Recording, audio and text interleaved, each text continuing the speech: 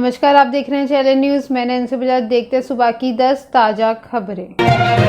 Musk ने 2022 में record 15 lakh crore रुपए गंवाए। ट्विटर के मालिक एलन मस्क के नाम गिनीज बुक में एक अनचाहा वर्ल्ड रिकॉर्ड बन गया है, जो एक साल से सबसे ज़्यादा संपत्ति गंवाने वाले शख्स बन गए हैं। नवंबर 2021 में दिसंबर 2022 के बीच मस्क की संपत्ति 182 अरब डॉलर यानी करीब 15 लाख करोड़ रुपए साफ हो गई। ये रकम कतर जैसे अमीर देश के सकल घरेलू आय (जीएनआई) से भी सबसे ज़्यादा। 2021 में कतर के जीएनआई 186 अरब डॉलर। नवंबर 2021 में मस्क जब अपने पीक पर थे, उस वक्त उनकी संपत्ति 320 अरब डॉलर यानी 26 लाख करोड़ रुपए थी।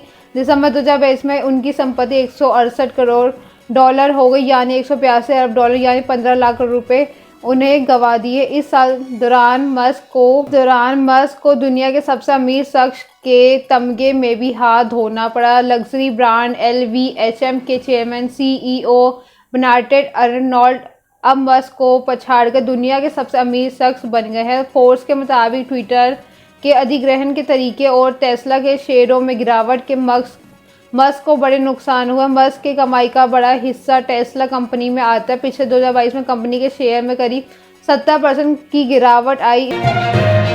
जोशीमठ खिसक रहा है, सरकारी ड्रिलिंग जारी। जोशीमठ अपनी जगह से सालाना 2.5 इंच खिसक रहा है।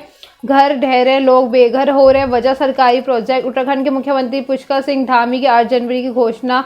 फिलहाल सभी बड़े प्रोजेक्ट्स बंद कर दिए गए। वहीं SDM कर रही है प्रोजेक्ट BRO यानी बॉर्डर रोड ऑर्गेनाइजेशन का। ये सड़क बन रही है, ये देश के लिए जरूरी है। BRO के कर्नल कह रहे हैं कि कोई प्रोजेक्ट चल रहे हैं, सब रोक दिया। वहाँ काम कर रही कंस्ट्रक्शन कंपनी कह रही है कि काम बंद करने का कोई आदेश नहीं आया ही नहीं। BRO का प्रोजेक्ट 2024 तक चलता रहेगा। जोशीमठ से दिल्ली जाने वाले NH 7 8 से 11 जनवरी के बीच मुझे 3 जगहों पर सड़क का काम करते दिखा। मशीन चल रही है, ड्रिलिंग हो रही है। कुछ भी दूर हिताची की 2 बड़े एक्सकैवेटर यानी ड्रिल और पत्थर क्रश करने वाली मशीनें पहाड़ों को काट रही है। 9 जनवरी को मुझे जोशीमठ के करीब 3 किलोमीटर दूर सड़क चौड़ी करने के ड्रिलिंग काम होता नजर आया। काम कर रहे मजदूर से बात की तो उसने कहा कि हमारा काम सड़क के किनारे के पहाड़ों को काटना, फिर उनमें छेद करके सारियां डालना जिसमें पत्थर रोड पर ना गिरे। ये काम शिव डिटेक SS कंस्ट्रक्शन कर रही है। ISIS के ने ली काबुल सुसाइड अटैक की जिम्मेदारी। अफगानिस्तान की राजधानी काबुल में हुए सुसाइड बॉम्ब अटैक की जिम्मेदारी ISIS के ने ली है। ISIS खुरासान ने दावा की है कि धमाके 20 लोगों की मौत हुई। हालांकि तालिबान मरने वालों की अलग अलग संख्या बता रही है। काबुल के पुलिस विभाग के प्रवक्ता खालिद जारदान ने कहा है कि हमले में 5 नागरिकों की मौत हुई है। वहीं तालिबान के सूचना मंत्रालय में अधिकारी उस्ताद फरूदीन 20 लोगों के मारे जाने की बात कही। धमाके में घायल 40 से ज़्यादा लोगों के अस्पताल में भर्ती करवाए गए। अस्पताल के डायरेक्टर स्टेफानो सूजो ने बताया कि घायलों का इलाज करने के लिए उन्हें किचन और कैंटीन में भी बेड लगाने पड़े। ISIS खुरासान के अमाक न्यूज़ एजेंसी टेलीग्राम पर बताया है कि उसने हमलावर विदेश मंत्रालय में एंट्री गेट के पास जाकर खुद को उड़ा लिया। उस समय वहां बड़ी संख्या में तालिबानी कर्मचारी मौजूद है। IS खुरासान आतंकी संगठन ISIS सहयोगी संगठन ये अफगानिस्तान में काम करता है और तालिबान को अपना दुश्मन मानता है। धमाके के समय न्यूज़ एजेंसी AFP की टीम मंत्रालय के बगल वाली बिल्डिंग में इंटरव्यू ले रही थी। उनके ड्राइवर जमशोद करीमी बाहर खड़े होकर इंतजार करते। उन्होंने बताया कि एक शख्स मेरे आगे से निकल कर गया था, उसके कंधे पर राइफल भी थी और हाथ में एक बैग था। कुछ ही सेकंड बाद मैंने देखा कि वहां शख्स ने खुद को उड़ा लिया और एक जोरदार धमाका हुआ। जंग जीतने के लिए रूस ने हमला। कमांडर यूक्रेन जंग में रूस को लगातार नुकसान हुए। यूक्रेन तेजी से रूस को हारे अपने शहर वापस जुड़वा रहा है। इस बीच पुतिन ने अब कमांडर को भी बदल दिया। अब रूस के ओर से लड़ी जा रही यूक्रेन जंग के नए कमांडर रूसी सेना के सबसे बड़े अधिकारी जनरल वालेरी गेरासिमोव होंगे, जो रूस के चीफ ऑफ जनरल स्टाफ के वालेरी गेरासिमोव साल 2012 से इस पद पर हैं, जो सरगई सुरोविकिन की जगह यूक्रेन जंग की पूरी जिम्मेदारी लेंगे। सुरोविकिन पिछले 3 महीनों से यूक्रेन जंग का नेतृत्व कर रहे थे। रूस की रक्षा मंत्रालय ने बताया है कि आर्मी फोर्सेस की अलग अलग ब्रांच में बेहतर तालमेल के लिए ये फेरबदल किया गया है। मिलिट्री एनालिस्ट रॉब ली के मुताबिक सुरोविकिन को इसलिए नहीं हटाया गया है कि यूक्रेन युद्ध को जीत नहीं पा रहे, बल्कि इसके पीछे राजनीतिक वजह है। युद्ध का कमांडर बनाने के बाद सुरोविकिन काफी ताकतवर हो गए हैं। रक्षा मंत्री सर्गेई शोइगु और रूस के चीफ ऑफ जनरल स्टाफ के बजाय सीधे पुतिन के संपर्क बढ़ाने लगे थे। मॉस्को के एक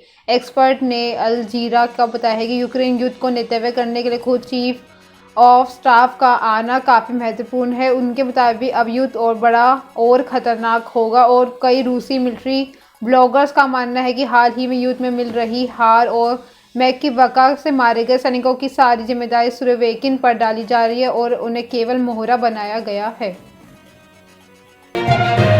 सेना प्रमुख बोले एलएसी पर हालत कंट्रोल में है। भारतीय सेना प्रमुख जनरल मनोज पांडे ने गुरुवार को कहा है कि देश के उत्तरी सीमाओं पर हालात काबू में है, लेकिन अप्रत्याशित में हमें 7 से 5 मुद्दों को हल करने में कामयाबी मिली है। सैन्य राजनीतिक दोनों लेवल बातचीत भी जारी है। चीन का नाम लिए बगैर सेना प्रमुख ने कहा है कि वे एलएसी के मौजूदा स्थिति को बदलने के लिए हो रही किसी भी कोशिश को नाकाम करने में सक्षम है। इसके लिए उनके पास मजबूत सेना और हथियार मौजूद है। सेना प्रमुख जनरल पांडे ने नई दिल्ली 15 जनवरी को बनाए जाने वाले आर्मी डे पहले प्रेस कॉन्फ्रेंस की। उन्होंने कहा है कि इस बार ये इसलिए खास है क्योंकि ये आज़ादी के 75वें साल में। जनरल मनोज पांडे ने कहा है कि हमने भारतीय सेना में परिवर्तन करने का फैसला किया। ये बदलाव 5 डोमेन में होगा, जिसमें फोर्स की restructuring, optimisation, modernisation, technology infusion और ह्यूमन रिसोर्सेज मैनेजमेंट फिलोसफी की जैसे डोमेन शामिल है। जोशीमठ भू खंसाव और जनरल पांडे ने कहा कि सेना के 25 से 28 इमारतों में मामूली दरारें आ गई। सैनिकों को अस्थायी रूप से शिफ्ट कर दिया गया है। अगर जरूरत पड़ी तो उन्हें शोली में स्थायी तौर पर तैनात किया। जोशीमठ माना जाने वाले रोड पर कुछ दरारें हैं, जिसमें हमारे ऑपरेशन पर कुछ असर नहीं पड़ा। बाईपास रोड का काम अस्थायी रूप से रोक दिया गया। वहाँ स्थानीय लोगों को मदद पहुंचाने की बात है तो हमने अपने अस्पताल, हेलीपैड और सिविल प्रशासन को दिए, इसमें से लोगों को अस्थायी तौर पर विस्थापित कर सकें। पंजाब में भारत जोड़ो यात्रा। पंजाब में राहुल गांधी की दूसरे दिन की भारत जोड़ो यात्रा लुधियाना के समराला चौक पर खत्म हो गई। ये राहुल गांधी ने कहा है कि पंजाब मदद करने वालों के राज्यों में यह गिरोह के सभी को प्यार करना सिखाया है। इंडस्ट्री पर फोकस करते हुए राहुल ने कहा है कि लुधियाना को नोटबंदी और गलत जीएसटी ने चोट पहुंचाई। यहाँ से राहुल गांधी अब दिल्ली रवाना हो गए। कल लोहड़ी की वजह से यात्रा नहीं होगी, पर लुधियाना जलंधर के लिए यात्रा रवाना होगी। राहुल गांधी ने लुधियाना जलंधर के लिए यात्रा रवाना होगी। राहुल गांधी ने लुधियाना में स्मॉल स्केल इंडस्ट्री के फोकस करके केंद्र पर चोट की। राहुल गांधी ने कहा है कि केंद्र का फोकस सिर्फ 2-3 घराने स्मॉल स्केल इंडस्ट्री की तरफ किसी पर ध्यान नहीं है। बड़े घराने देश के रोजगार नहीं दे सकते, लेकिन स्मॉल स्केल इंडस्ट्री दे सकती है। केंद्र स्मॉल स्केल इंडस्ट्री के लिए कुछ नहीं कर रही। अगर स्मॉल स्केल इंडस्ट्री को सहायता मिले तो हम चाइना से मुकाबला कर सकते हैं। लोग लुधियाना को मैन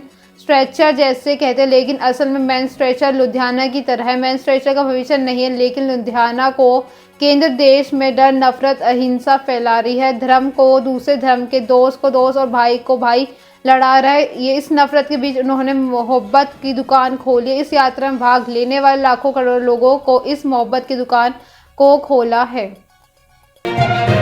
आपको 10 दिन में 164 करोड़ चुकाने का नोटिस। दिल्ली के सूचना एवं प्रचार निदेशालय DIP में आम आदमी पार्टी 173.66 करोड़ रुपए की वसूली के नोटिस जारी किए। ये पैसा आपको 10 दिन अंदर जमा करना होगा। रिपोर्ट्स के मुताबिक राशि 99.31 करोड़ रुपए मूलधन और 74.31 करोड़ रुपए पेनल्टी इंटरेस्ट के रूप में शामिल है। ये एक्शन दिल्ली LGV के सक्सेना के उस निर्देश पर लिया गया है जिसमें उन्होंने मुख्य सचिव को 2015-2016 के दौरान राजनीतिक विज्ञापन को सरकारी बताकर पैसे की गलत इस्तेमाल के आरोप आम आदमी पार्टी 66 करोड़ रुपए वसूलने का निर्देश दिया था। 174 करोड़ के नोटिस के बाद मनीष सिसोदिया ने एक प्रेस कॉन्फ्रेंस की, जिसमें उन्होंने कहा है कि दिल्ली सरकार के अफसरों पर भाजपा ने केंद्र सरकार के माध्यम से 7 साल में अवैध नियंत्रण कर रखा है। CM अरविंद केजरीवाल जी ने मिले नोटिस में लिखा है कि 2016-2017 के आसपास दिल्ली सरकार ने दिल्ली के आसपास जो ऐड दी है उनकी वसूली अरविंद केजरीवाल जी से की जाएगी। इसके लिए केजरीवाल को कानूनी रूप से धमकी दी गई है कि आप 173 करोड़ रुपए 10 दिन के अंदर जमा करो, नहीं तो संपत्ति कुर्क होगी। यूपी में 2 दिन हो सकती है बारिश। मौसम विभाग ने यूपी में अगले 2 दिन बारिश के आसार जताए हैं। पश्चिम यूपी बारिश की ज्यादा संभावना है। वहीं लखनऊ और आसपास के जिलों में बादल छाए रहने और हल्की बूंदाबांदी की संभावना। बुधवार को प्रदेश 10.8 सेल्सियस के साथ कानपुर नगर सबसे ठंडा रिकॉर्ड किया। कानपुर में 1-11 जनवरी के बीच केवल 5.5 घंटे की धूप निकली। मौसम के विशेषज्ञों के अनुसार 15 से 21 जनवरी तक यूपी में फिर बर्फीली हवाएं चलेंगी, लेकिन कोहरे का प्रकोप मामूली रूप से कम होना शुरू हो जाएगा। 21 जनवरी के बाद मौसम साफ होने और न्यूनतम तापमान बढ़ने की उम्मीद है। दिल्ली में कुछ इलाके में बुधवार रात बूंदाबांदी हुई। पश्चिम यूपी यानी गाजियाबाद, नोएडा, मेरठ, सहारनपुर, मुजफ्फरनगर, बिजनौर इसके आसपास 2 दिन बारिश का असर ज्यादा दिखाई देगा। मौसम विभाग ने यूपी में अगले 2 दिन बारिश का असर जताया। पश्चिम यूपी में बारिश की ज्यादा संभावना है। वहीं लखनऊ और आसपास के जिलों में बादल छाए रहने और हल्की बूंदाबांदी की संभावना। बुधवार को प्रदेश 4.8 सेल्सियस कानपुर नगर सबसे ठंडा रिकॉर्ड किया। कानपुर में 1 से 11 जनवरी के बीच केवल 5.5 घंटे धूप निकली है। हॉकी वर्ल्ड कप का आगाज 2.5 घंटे चली ओपनिंग सेरेमनी। कटक के बाराबती स्टेडियम में मेंस हॉकी वर्ल्ड कप की ओपनिंग सेरेमनी करीब 2.5 घंटे चली। मनीष पॉल, गौहर खान शो को होस्ट किया। Bollywood star Disha Patani, Ranveer Singh, music composer Pritam ने अपने क्रू मेंबर्स के साथ परफॉर्मेंस दी। प्रीतम इलाही जैसे गानों के साथ मंच पर पहुंचे। उनके साथ बॉलीवुड सिंगर बेनीदाल नीति मोहन ने भी परफॉर्म किया। स्टेडियम बैठे 40,000 दर्शकों के सामने कोरियन पॉप डांस ब्लैकस्वेन ने भी अपनी परफॉर्मेंस दी। कटक के महानदी नदी के किनारे रेत में 105 फीट लंबी हॉकी बनाई गई। इसमें करीब 5,000 हॉकी गेंदों का इस्तेमाल किया गया। दुनिया की सबसे बड़ी रेत हॉकी का दर्जा प्राप्त इस हॉकी को बनाने में करीब 2 दिन का समय लगा। 22 साल बाद गदर फिर से होगी थिएटर में रिलीज। बॉलीवुड एक्टर सनी देओल और अमीषा पटेल की फिल्म गदर एक प्रेम कथा 22 साल बाद एक बार फिर से थिएटर में रिलीज होने वाली है। दरअसल गदर एक प्रेम कथा का दूसरा पार्ट गदर 2 इस साल 11 अगस्त को रिलीज होगा। इसकी रिलीज के पहले मेकर्स ने फिल्म के पहले पार्ट को दोबारा रिलीज करने का फैसला ली है। फिल्म के प्रोडक्शन कंपनी की तरफ से एक ऑफिशियल स्टेटमेंट जारी कर इस बारे में बताया गया है कि ऑफिशियल स्टेटमेंट बताया है कि गदर 2 पहले गदर एक प्रेम कथा को रिलीज किया जाएगा, उसे तारीख को रिलीज किया जाएगा जिसमें इसे 2001 में रिलीज किया गया था। फिल्म के मेकर्स ने यह फैसला इसलिए लिया है कि ताकि दर्शकों को फिल्म की पूरी कहानी एक बार फिर से समझ आ जाए। मेकर्स ने इस फिल्म को 15 जून 2023 को रिलीज करने का फैसला किया और गदर 2 11 अगस्त को रिलीज होगी। ये थी सुबह की 10 ताजा खबरें। ऐसे अपडेट्स के लिए बने रहे हमारे साथ। हमारे चैनल को लाइक करें, कमेंट करें एंड सब्सक्राइब करना ना भूलें। धन्यवाद।